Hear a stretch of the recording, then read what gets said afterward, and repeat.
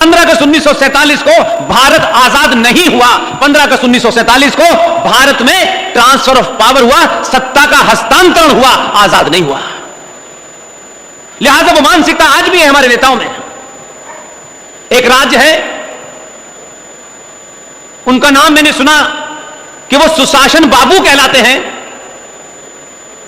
उस राज्य ने कमाल का काम किया, क्योंकि हमारी राज करने की प्रवृत्ति, सोच और अप्रोच वही थी। लिहाजा हमने उस बातों को खत्म नहीं किया, बल्कि उनको और आगे बढ़ाया।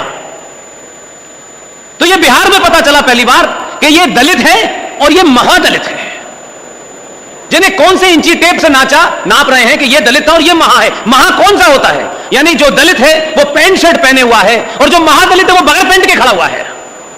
कौन सी परिभाषा के तहत यह हो रहा है? यह महापिछड़ा है।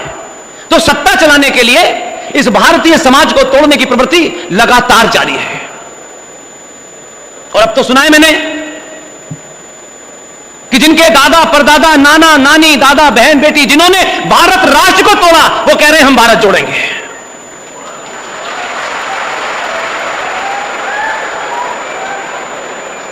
जिन्होंने भारत की तथाकथित आजादी के बावजूद भी 21 लाख लोगों की लाश पे यह भारत मिला हमें,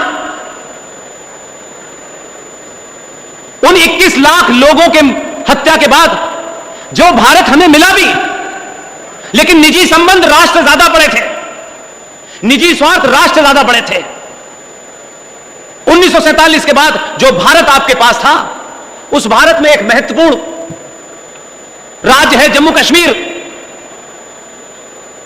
क्योंकि मैंने सुना है कि कुछ उनका एक्सटेंडेड फैमिली कश्मीर में था, इसलिए उन्होंने भारत की धरती पर जिन कारणों से पाकिस्तान बना, उन्हीं कारणों को आगे बढ़ाते हुए उन्होंने भारत की धरती पे जम्मू कश्मीर में एक संवैधानिक तौर पर एक इंडिपेंडेंट स्टेट पैदा कर दी। अब मैं नहीं जानता कि शेख अब्दुल्ला से उनके कौन से संबंध थे, लेकिन यह हुआ हमारे यहां। लेकिन हम सब लोग आजादी का जश्न, किसी को रिजर्वेशन मिल गया है, किसी को ओबीसी कैटेगरी में मिल गया है, कोई कहता है इस पटेल को दे दो, उस पटेल को मत दो। ये तमाम सारी चीजें चली। जिनके बाप दादाओं ने भारत की धरती के ऊपर एक इस्लामिक राज स्थापित किया, उसका संविधान भी अलग था, वो भारत के पैसे पे पलता था, लेकिन उसकी बोली, उसका चलना उठना बैठना भारत के शत्रुओं के साथ मिला हुआ था। अंग्रेजों द्वारा बनाई व्यवस्था के तहत ये सरकारी बाबू जो भारत की एडमिनिस्ट्रेटिव सर्विस के अंदर अलग अलग रूपों में थे, किसी ने वीआरएस लिया, किसी ने छोड़ा, और उनको लगा कि हम बाबू क्यों बने, हम तो सीधे तौर पे सत्ता का सुख लेंगे।